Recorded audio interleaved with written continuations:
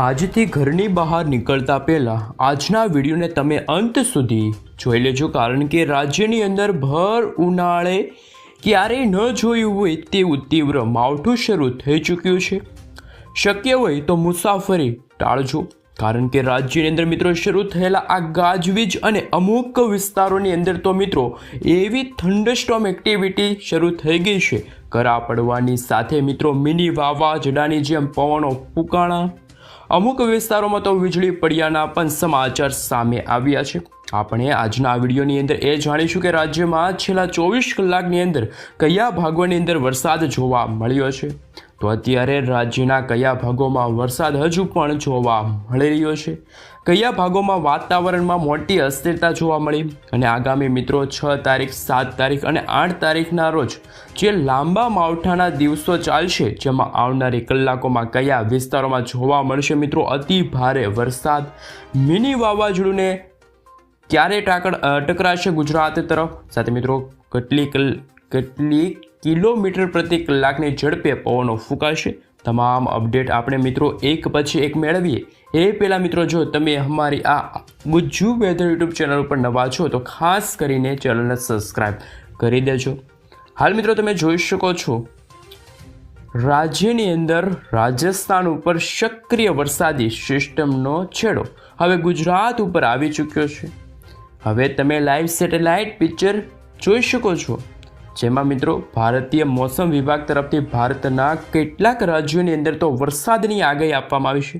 એવામાં હજુ આવનારી કલાકોમાં ગુજરાતમાં સૌથી વધુ વરસાદની ગતિવિધિવાળા દિવસો પણ શરૂ થવા જઈ રહ્યા છે। રાજ્યની અંદર ખાસ કરીને 5 તારીખના દિવસે બપોર બાદ બોટાદ વિસ્તારની અંદર શરૂ થયેલી જે વરસાદી ટ્રેન્ડ ધીમે ધીમે ગાજવીજ અને મિત્રો ભારે પવન આંધી અમુક વિસ્તારોની અંદર તો ખાસ કરીને મિત્રો કરા પડવાને લઈને પણ હવામાન સમાચાર સામે આવ્યા છે। ધીમે ધીમે ગુજરાત રાજ્યના સૌરાષ્ટ્રમાંથી ભાવનગર, આ સાથે મિત્રો ધીમે ધીમે ભાવનગર અમદાવાદ રૂટ સાથે અમદાવાદ, નડિયાદ, વડોદરા, તાપી, વ્યારા, ગાંધીધામ લાગુના વિસ્તારોમાં પણ ગાજવીજ શરૂ થઈ ચૂકી છે। તોફાની પવનો ફૂંકાઈ રહ્યા છે વાવાઝોડાની જેમ। વડોદરામાં પણ આજે મિત્રો ઉત્તર ગુજરાતમાં બનાસકાંઠાથી લઈને કચ્છમાં પણ રાપર ગ્રામ્ય પંથકની અંદર કેટલાક વિસ્તારોની અંદર તો કરાવૃષ્ટિ જેવી પણ સ્થિતિ સર્જાણી છે, અને આગામી 24 કલાકમાં આ માવઠું ભારે બની શકે છે।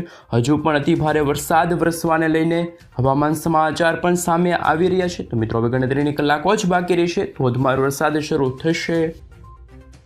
હાલ મિત્રો તમે જોઈ શકો છો તમારા મોબાઈલ સ્ક્રીનની અંદર સમગ્ર ગુજરાત રાજ્યને લઈને જે નકશો દર્શાવવામાં આવી રહ્યો છે, અને આ નકશો એવું કહી રહ્યો છે કે હવે આગામી કલાકોમાં જ આજે તો રાત્રિના સમયગાળા દરમિયાન, સાંજના સમયગાળા દરમિયાન ફરી એક વખત વીજળીના ચમકારાની સાથે મેઘગર્જના શરૂ થતી હોય, ને ગુજરાતના ઘણા એવા ભાગો હશે, ગ્રામ્ય પંથકો હશે, જ્યાં નદી નાળાઓ પણ છલકાતા જોવા મળશે, ને ઘરની બહાર નીકળતા પહેલાં તમામ ગુજરાતવાસીઓ આજનો આ વિડીયો છે જેને અંત સુધી જાણી લેજો, કારણ કે મિત્રો હવે ગણતરીની કલાકો જ બાકી રહી છે। ભર ઉનાળે જામ્યું છે આ માવઠાનું નવું સંકટ, અને ગુજરાતવાસીઓ થઈ જાજો તૈયાર, કારણ કે મિત્રો આજે જામનગર છે, વેરાવળ છે, સુરત છે, અમદાવાદ લાગુના વિસ્તારોની અંદર પણ અતિ ભારેથી લઈને ભારે વરસાદ વરસવાને લઈને હવામાન વિભાગ સાથે હવામાન નિષ્ણાંત એવા અંબાલાલ પટેલ સાથે પરેશ ગોસ્વામીએ પણ પોતાની આગાહીઓ વ્યક્ત કરી છે। ખાસ મિત્રો ગુજરાતની સાથે આપણા ખાસ મિત્રો કહી શકે કે જે સૌરાષ્ટ્રના દરિયાઈ પંથકના ભાગો, જેમાં ભાવનગર હોય, ભાવનગરથી મહુવા લાગુના વિસ્તાર, ઉના લાગુના વિસ્તાર, અલંગ લાગુના વિસ્તારની અંદર આ તમામ સૌરાષ્ટ્રના અરબ સાગરને અડીને આવેલા જે દરિયાઈ કાંઠાનો ભાગ છે, ત્યાં આંધી તુફાન વંટોળ સાથે મેઘગર્જના શરૂ થતી હોય, અને વીજળીના ચમકારાની સાથે હવે પછીની કલાકોમાં જોવા મળશે વરસાદ। હવે મિત્રો આપણે ઇન્ડિયન મોન્સૂન ડિપાર્ટમેન્ટ તરફથી જે નકશો રજૂ કરવામાં આવ્યો છે IMD તરફથી, એ નકશા વિશે સવિસ્તાર માહિતી મેળવીશું કે ગુજરાતની સાથે ભારતના કયા વિસ્તારોની અંદર હજુ પણ ખાસ મિત્રો ઠંડુ વાતાવરણ જોવા મળશે, વીજળીના ચમકારાની સાથે કરા પડવાને લઈને શું નવી હવામાન આગાહી સામે આવી છે, એમના વિશે સવિસ્તાર જાણકારી મેળવીએ। હાલ મિત્રો તમે જોઈ શકો છો અહીંયા સમગ્ર ભારત દેશને લઈને જે નકશો રજૂ કરવામાં આવી રહ્યો છે, જેમાં આજે તો ખાસ કરી મિત્રો બપોરના સમયથી લઈને સાંજના સમયગાળા દરમિયાન ગુજરાતના ઘણા બધા ભાગોની અંદર આજે ઓરેન્જ એલર્ટનું સિગ્નલ દર્શાવવામાં આવી રહ્યું છે. પરંતુ મિત્રો ભારતના દક્ષિણી ભારતના ભાગથી લઈને ભારતના પશ્ચિમી ભારતના ભાગો સુધી એક વરસાદી સિસ્ટમ એવી જુઓ લંબાણી કે જે સમગ્ર ભારતની અંદર અત્યારે વરસાદ વરસવાને લઈને ભારે આગાહી દર્શાવવામાં આવી છે. હવામાન નિષ્ણાત અંબાલાલ પટેલ સાથે પરેશ ગોસ્વામીએ પણ પોતાની આગાહીઓ વ્યક્ત કરી છે. આગાહીમાં એવું કહેવામાં આવ્યું છે કે તે જે રીતે વરસાદી સિસ્ટમ આકાર પામતી જોવા મળી રહી છે, એમાં ગુજરાતમાં પણ ઘણા છૂટાછવાયેલા વિસ્તારોમાં ભારેથી અતિભારે વરસાદ જોવા મળશે.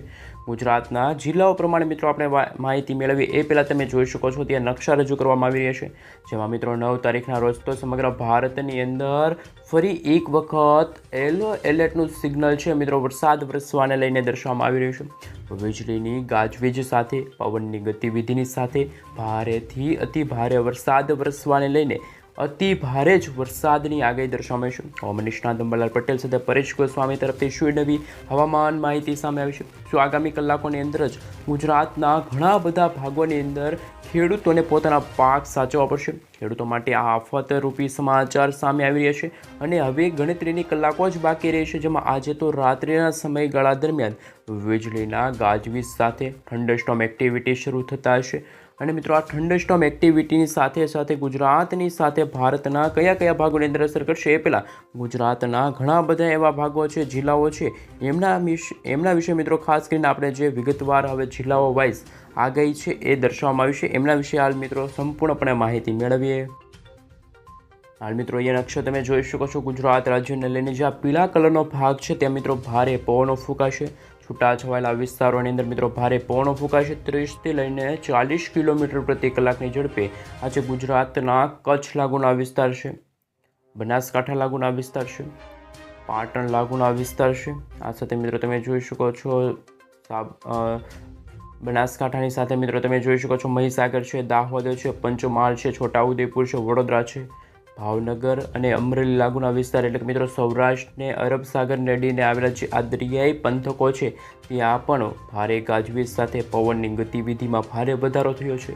હવે મિત્રો જેમ જેમ દિવસો પસાર થતા જશે તેમ તેમ આ આગાહીને લઈને જે નકશા દર્શાવવામાં આવી રહ્યા છે, રજૂ કરવામાં આવી રહ્યા છે, એ આગાહીમાં પણ મોટી અસ્થિરતા જોવા મળશે. જેમાં મિત્રો ખાસ કરીને ગુજરાતના સૌરાષ્ટ્રના 4 એવા ભાગો રહેશે, જેમાં ભાવનગર છે, અમરેલી છે, ગીર સોમનાથ છે, દીવ લાગુના વિસ્તારની અંદર ભારે પવનો ફૂંકાશે.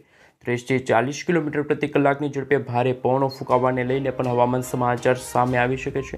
અને આજે તો મિત્રો સાંજના સમયગાળા દરમિયાન જે સૌરાષ્ટ્રના અરબ સાગરને અડીને આવેલા દરિયાઈ પંથકો છે ત્યાં માછીમારોને